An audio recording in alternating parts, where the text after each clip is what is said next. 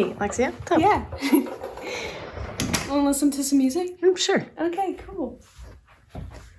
So, how long have you lived here? I think this is week 2. Well, where did you move from? Well, the past few months I've been living at Reed's and an uncle's house in Fairfield. That was in February. And then before that I lived in Portage, Indiana, which is 4.5 hours from here. So, would you rather live in a different city or town every other week, or would you rather never be able to leave the place you were born in? So, I was born in Jacksonville, Florida. So it's very tempting to never have to leave Jacksonville, Florida. But I also feel like traveling every week would be like very fun. Like you're just in a new spot every week. Like you feel like I've been to all these places. So I don't know. Maybe I would pick that one. People wise, I'd be a little sad because then I'd have like no friends. But yeah. So, what was your favorite childhood memory? My favorite childhood memory was we used to live outside St. Louis, and so when we lived there, my mom made these Easter eggs one year, and she did not cook them all the way. So instead of having like hard-boiled Easter eggs, she had these like somewhat squishy, like creamy eggs. It was so gross. But as little kids, we didn't know it yet. And so we're just walking around down in our basement. We had this little like jungle gym set in our basement. So we're all going down the slide. We have our eggs. We had like these blow up cushion things that were like little bunny baskets. And we'd take them down the slide and they would all, like we'd have them fall out and they'd squish all over the floor. And we'd like stain the carpet with these eggs. But it was super fun. So that's like one of my favorite childhood memories. So, do you ever find yourself stuck in the past? Not really. I'm not like a very past person.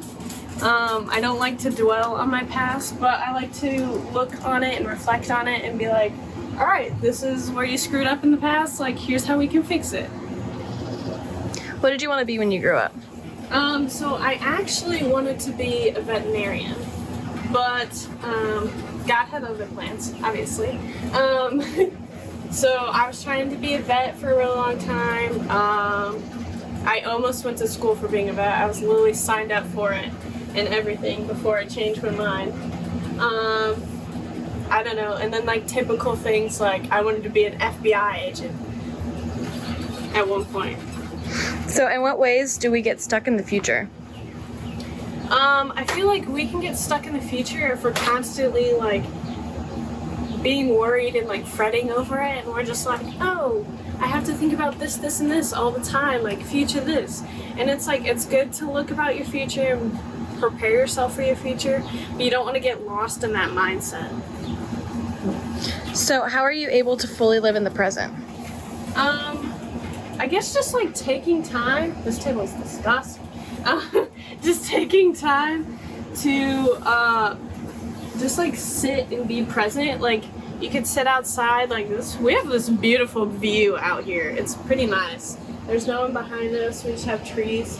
So just like sitting out here, sit out here, think about like your present. You could do things like with friends and stuff, like when people are like, hey, let's do this spontaneous thing. Like go do that spontaneous thing. Like go live in your present. Like we don't get to be the same age forever. So like you just gotta take advantage of what's happening right now. So, have you ever personally struggled with living in the present, or have an example? Well, even though I say that we shouldn't worry about being in the future all the time, that's something I kind of struggle with. So sometimes I'm like, oh, I need to worry about this thing and this thing for the future. So I don't really feel like I have an exact example, but there's just times where I think too much about the future and I forget like what's happening now.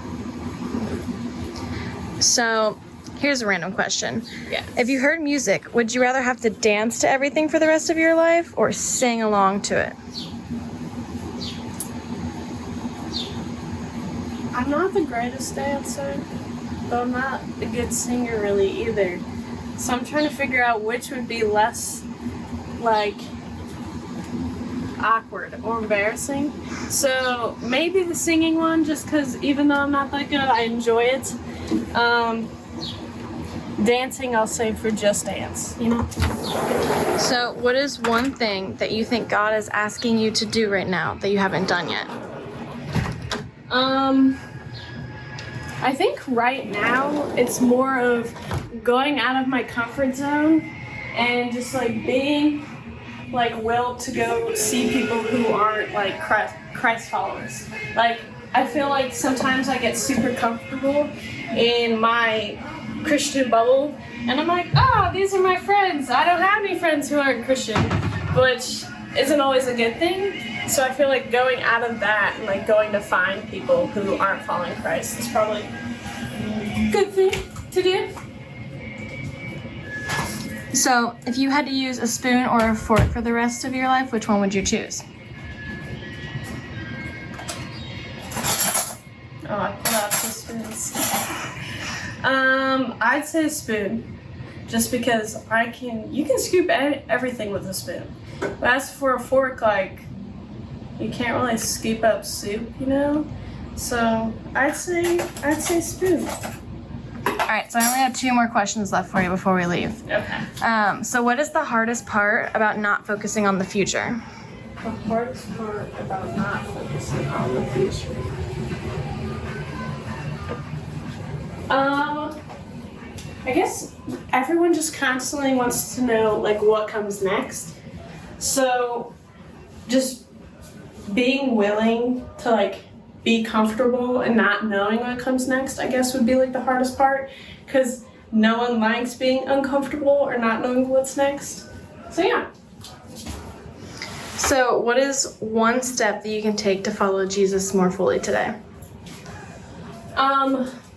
I think just listening to his call and listening to like where he's calling me, just taking time to like sit and like being present like we talked about, and yeah, just sitting and listening and being comfortable of knowing like God's gonna tell me and send me where he wants me to be.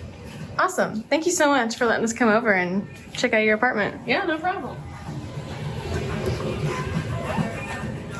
Hey, this is Reed from Whitewater Youth Team. We're so excited that you were here, but go check out our other stuff too. I don't know, comment, like, ring the bell thing. That's what Quentin says. Then watch something else and tell us what you think.